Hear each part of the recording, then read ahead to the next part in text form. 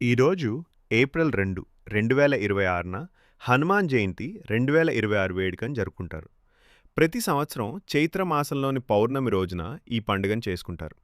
ఈ రోజున హనుమంతుడిని పూజించడం వల్ల జీవితంలో ఉన్న కష్టాలు తొలగిపోతాయని విశ్వసిస్తారు. అదే సమయంలో మానసిక ఒత్తిడి, రోగాలు, భయాలు ఇంకా అన్ని రకాల సమస్యలు తొలగిపోతాయి.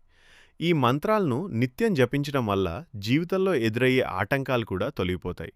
హనుమంతుని శక్తివంతమైన మంత్రాలు ఓం శ్రీ హనుమంతే నమః. అర్థం నేను హనుమంతునికి నమస్కరిస్తున్నాను అని దీని భావం. ఓం నమో భగవతే ఆంజనేయ మహాబలాయ స్వాహ. అర్థం గొప్ప శక్తి కలిగిన అంజనాదేవి కుమారుడైన హనుమంతునికి నమస్కరిస్తూ నన్ను ఆయనకు అంకితం చేస్తున్నాను.